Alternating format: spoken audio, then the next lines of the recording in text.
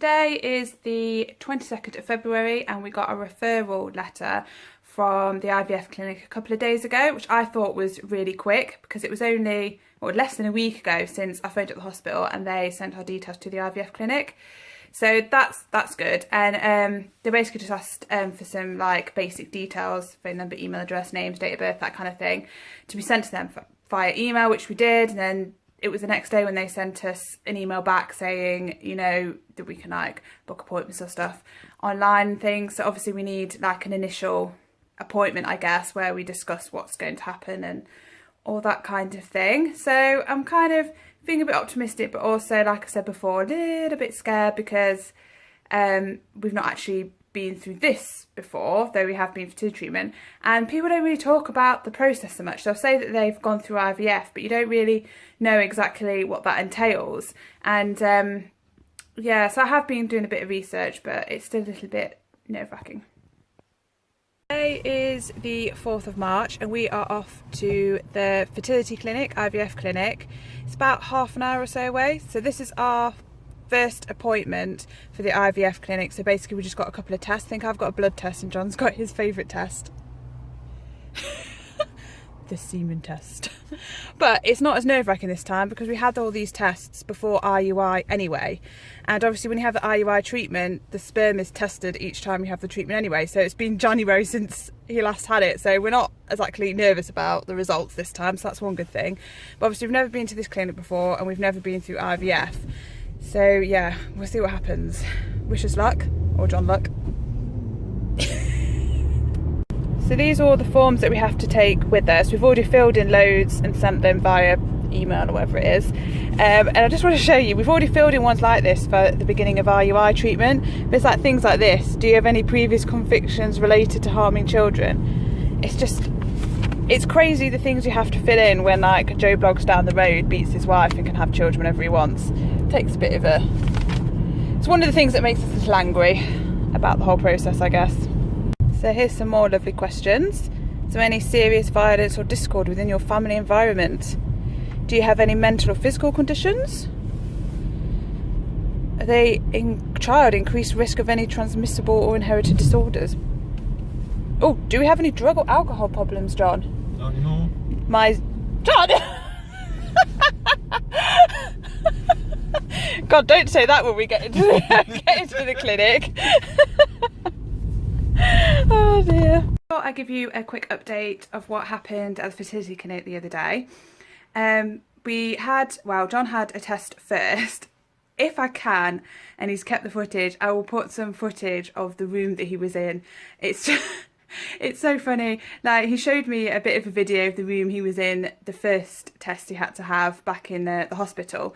But this is just as funny. But it had like a poster of like of a woman from the back in like just a pair of pants. I think I might have had like bunny ears or something on, I don't know. And then there was like loads of sort of porn magazines on the table and things like this. He was just like, it's quite funny. And you have to laugh because otherwise you cry. So yeah, he did his test. And then I had a scan, which was to check my ovaries were okay, which I already knew because I'd already had this before. And they like saw how many follicles I had in my ovaries, which was like plenty, which I already know because they've said this before. And that my womb's okay, as in like, you know, the shape of it and stuff, and apparently it's off to one side. Again, I already knew that, but that's not a problem. That doesn't damage your chances of getting pregnant or your fertility. A lot of women have wombs that are like slightly to the side and all that kind of thing. So everything looked okay. I did learn though, this may sound like really stupid, but I didn't know that fallopian tubes are not attached to your ovaries, that apparently the fallopian tubes sort of like flap around and the ovaries sort of are in the rough area of the end. But you know that when you're at school and they show you pictures, it looks like the ovaries are attached to the fallopian tubes, doesn't it? Or is it just me?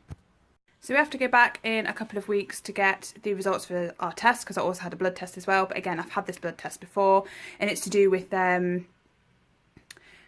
hormones and stuff, so I can't imagine they've changed since last time I've had it, so I'm not particularly worried about that. And obviously, as I said, John knows the results of his test anyway, because he had his had it tested in January when we had our last treatment of IUI, and he had it tested like last year anyway and stuff like that. So neither of us are that bothered about the test, but we've got to wait a couple of weeks to have a consultation, and hopefully then they'll tell us I guess, if we can carry on with the IVF, if we can start treatment, when it's going to happen, what the process is, all those kind of things. We also saw that I had like a tiny little cyst, which apparently isn't going to be a problem for fertility. They can develop at any time. So last time I had all these tests, I probably didn't have the cyst, but it could have developed at any point since. And also it can be something that is brought on by IUI. So they're not worried about it at the moment, because it's so small and it's not going to damage our chances of going for IVF, because you have to jump through a lot of hoops and a lot of people don't get funding with NHS, and we've managed to get the funding. So I really don't want to fall in out of a hoop because of a tiny weeny little tiny cyst, but they said it's fine, so that's okay.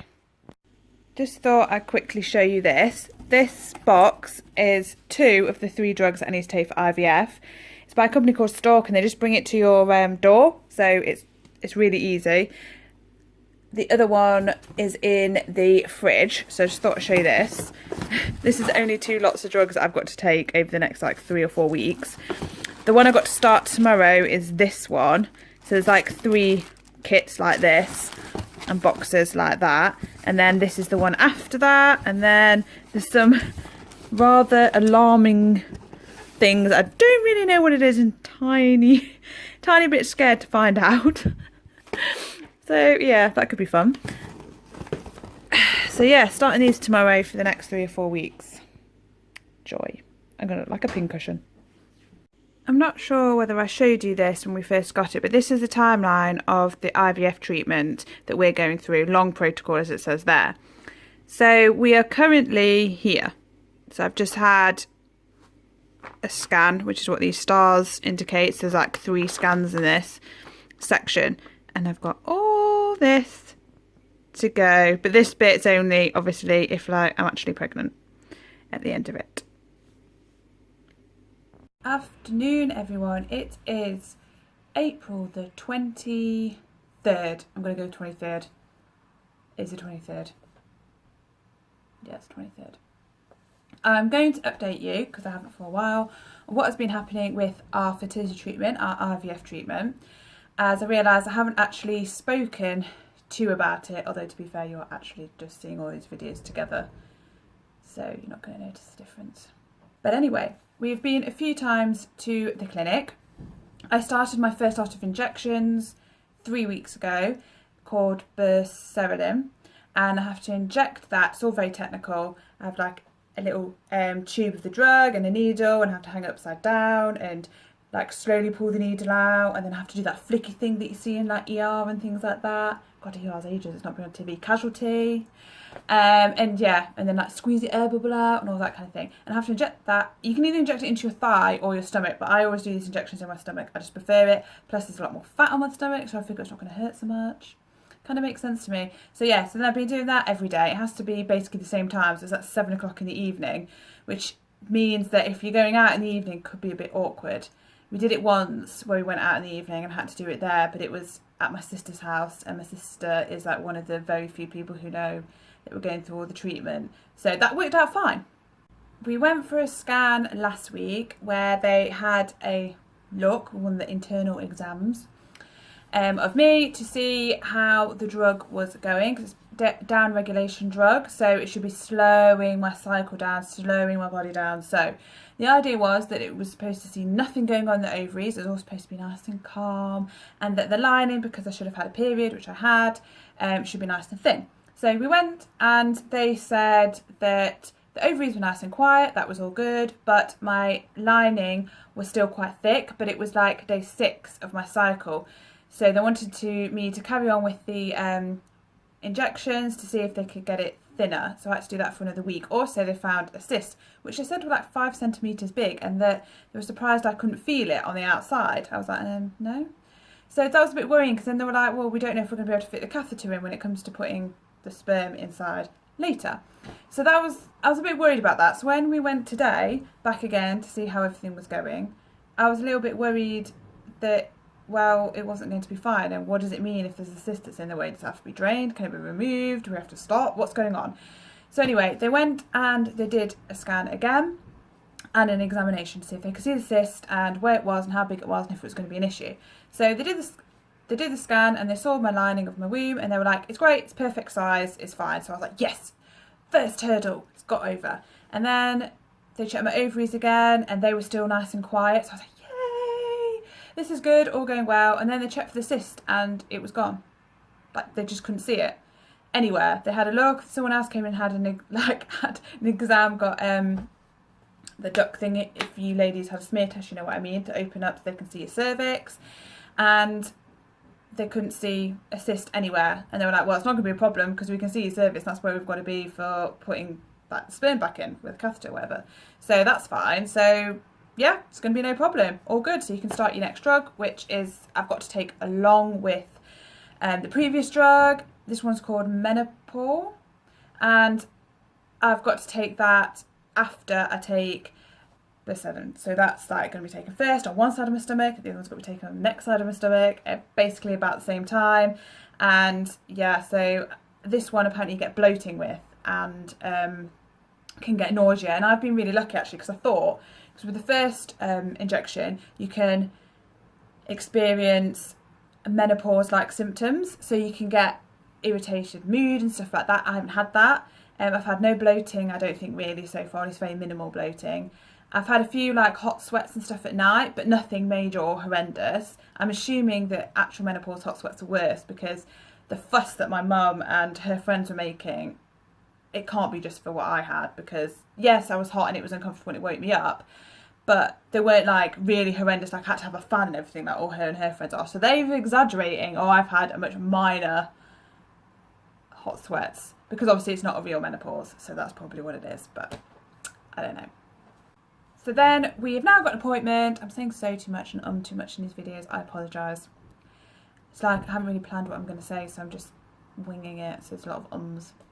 Anyway, we've got to go back next week and they have another look to see how this new injection is going, and obviously my ovaries should be starting to perk up and look, because it's only probably going to be not this coming week, but the week after, where they're going to do the egg collection, which is what I'm most nervous about, because I have to put me into general anaesthetic, and I've never, ever, ever had any type of procedure or operation in my life. I've never fainted. I've never even been drunk. I've always been 100% aware from the second I've been born to this day, this 33 years of what I've been doing all the time. I've always been aware. So that's scary to think that I'm not going to know what's happening to me for that amount of time, and it's a bit scary because it's obviously, you know, that kind of area as well.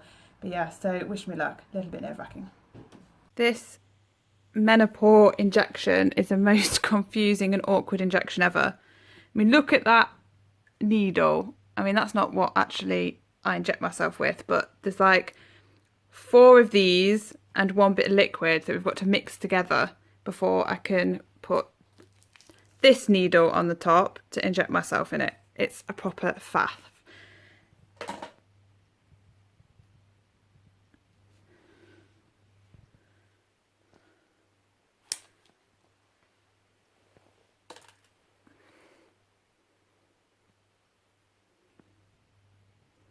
The concentration on your face. I don't want to stab myself. You don't want to stab yourself.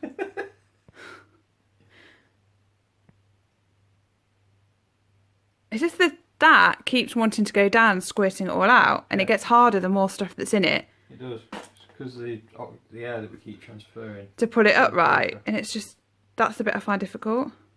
Yeah, it's because it just all squirts out, and then you feel like you're losing all of the liquid rather than actually it going in.